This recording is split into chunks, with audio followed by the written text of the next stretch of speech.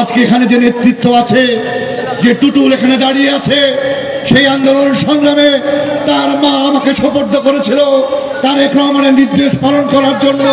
সে একজন আবু সাইদ হতে পারত।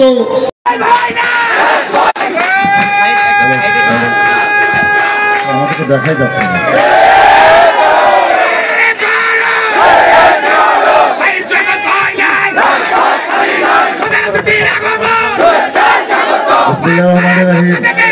এই উপজেলা বিএনপি নেতৃবৃন্দকে আমি আগে বলেছি, টুটুল সহ যে সমস্ত ভাইরা, আমার মা বোনেরা, ছোট ছোট মেয়েরা এসছে, প্রত্যেকের আগামীকাল খোঁজ নিবা জ্বর হয়েছে কিনা, অসুস্থ হয়েছে কিনা।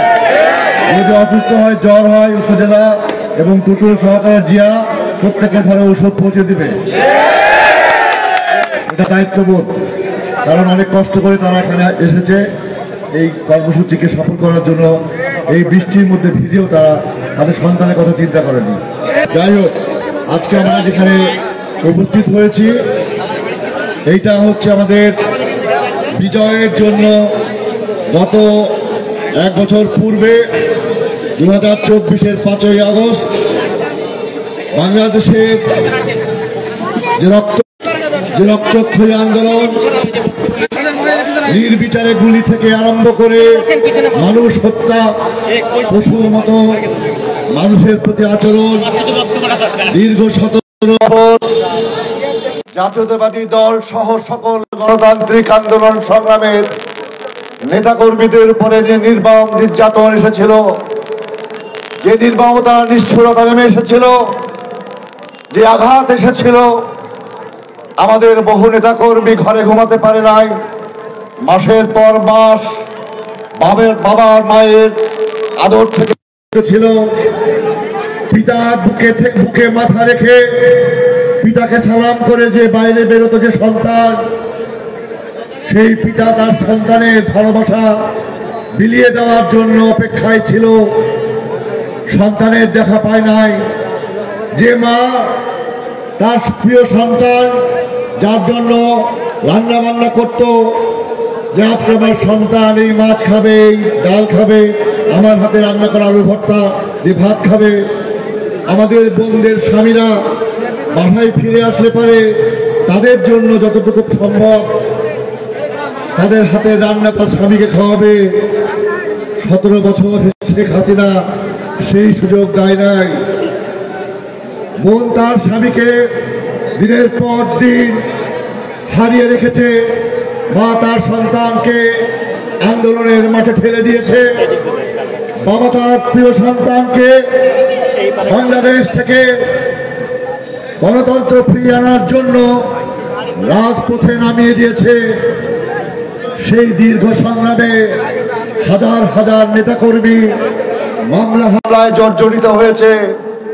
হাজার হাজার নেতাকর্মী কোর্টের বারান্দায় কিংবা পুলিশের জেলখানার মধ্যে আসামির কাঠগড়ায় দাঁড়িয়ে তার সুন্দর সুস্থ স্বপ্নের জীবনের অনেক সময় নষ্ট করেছে। জীবনের যে সুবর্ণ সময়, যে যৌবনকাল স্বপ্ন দেখার, যে যৌবনকাল মানুষকে ভালোবাসার, যে যৌবনকাল বাবা মায়ের কাছে আদর পাওয়ার, যে যৌবনকাল স্বামীর স্ত্রীর কাছে থাকার কথা, সন্তানকে আদর বুকের মধ্যে টেনে আনার কথা, সেই যৌবনকালের 17টা বছর আমাদের নেতাকর্মীর কাছ থেকে শেখ হাসিনা কেড়ে নিয়েছে। আমরা ঘুমাতে পারি নাই, আমরা কোথাও শান্তিতে থাকতে পারিনি। দিনের পর দিন পালিয়ে থেকেছি, কখনো বনে জঙ্গলে, কখনো নদীর চরে, কখনো নৌকার গলুয়ে, কখনো নর্দমার পাশে, কখনো বাগানের মধ্যে, কখনো ক্ষেতের মধ্যে মশারি খাটিয়ে, কখনো গরুর গোয়ালে। সেইখান থেকে তারেক রহমানের নির্দেশে গণতন্ত্র প্রতিষ্ঠার সংগ্রামে সবাই আমরা ঝাঁপিয়ে পড়েছি। আমরা শত নির্যাতন, শত নির্মমতা, শত নিষ্ঠুরতা, আওয়ামী লীগের সমস্ত পেটুয়া বাহিনী, তাদের পোষ্য আইন শৃঙ্খলা বাহিনী, ভারত থেকে আমদানিকৃত পুলিশের ড্রেস পরা ভারতীয় বাহিনী যে নির্মম নির্যাতন চালিয়েছে, তাকে উপেক্ষা করে, ভয় না করে আমরা সেই আন্দোলন সংগ্রাম চালিয়ে গেছি আমার মা বেগম খালেদা জিয়াকে মুক্ত করার জন্য, আমার মায়ের সুচিকিৎসার জন্য, বাংলাদেশের মানুষের ভোটের অধিকার ফিরিয়ে আনার জন্য। প্রিয় ভাই আমার, আজকে আমরা ওয়াসিমের কথা বলছি, যে ওয়াসিম বুক জিতিয়ে দিয়েছিল, যে মুগ্ধর কথা বলছি, যেখানে বর্বর হাসিনা তার ছাত্রলীগের বিভিন্ন বাহিনীকে লেলিয়ে দিয়েছিল, তৃষ্ণার্ত ছেলে মেয়েদের কাছে পানি বিতরণ করেছে, তাদের তৃষ্ণা মিটানোর জন্য জীবনের মায়া ত্যাগ করেছে। আমরা ইয়ামিনের কথা বলছি, যে ইয়ামিনকে পশুর মতো এসিপির গাড়ি থেকে একজন পশুকে যেভাবে ছুঁড়ে ফেলা দেয় এরকম ছুঁড়ে ফেলে দিয়েছে। আমরা নাফিজের কথা বলছি, পোস্টারে যে নাফিজের মা সেই পোস্টারে হাত রেখে তার সন্তানের জন্য কান্না করছে। আজকে যেখানে অনেক মা বোন বসে আছে, তারাও সেদিন কেঁদেছিল তার সন্তান ফিরে আসবে কিনা। আমরা দেখেছি নাফিজের মাকে, যে রিক্সাতে করে নাফিজের লাশ একটি খাসি বকরির মতো করে একদিকে মাথা একদিকে পা সেরকম ঝুলিয়ে একজন রিক্সালা দিয়ে যাচ্ছে। সেই মা তার ছেলের মাথায় হাত বুলিয়েছে এই বাংলাদেশে গণতন্ত্র প্রতিষ্ঠার জন্য। আমরা দেখেছি ইমান আলী তামিম, যাকে শর্ট রেঞ্জ থেকে গুলি করে চারটা বুলেট তার বুককে বিদ্ধ করা হয়েছে। তার বাবাও একজন পুলিশ অফিসার। সে বলেছিল তার ঊর্ধ্বতন অফিসারকে, স্যার, একটা মানুষকে মারতে তো একটা গুলি লাগে, আমার সন্তানকে 4টা গুলি কেন করলেন? এই নির্মমতা আমরা দেখেছি। আমরা দেখেছি ওই চিটাগাংয়ের ওয়াসিম আকরামকে আন্দোলনের সময় যে ডাক দিয়েছিল, চলে আয় 16 শহরে, এখান থেকে হাসিনার পতন ঘটাবো। আমরা দেখেছি সাকিব আঞ্জুমকে, আলুপট্টির মোড়ে আবু রাইহানকে নিজের জীবনকে বিলিয়ে দেওয়ার জন্য রাজপথে নেমে সংগ্রাম করেছিল। আজকে এখানে যে নেতৃত্ব আছে, যে টুটুল এখানে দাঁড়িয়ে আছে, সেই আন্দোলন সংগ্রামে তার মা আমাকে সোপর্দ করেছিল তারেক রহমানের নির্দেশ পালন করার জন্য। সে একজন আবু সাইদ হতে পারত। র্যাবের সামনে দিয়ে অকত ভয়ে সেখান থেকে সে চলে গিয়েছে অবরোধের নির্দেশ পালন করার জন্য, রাস্তা অবরোধ করার জন্য।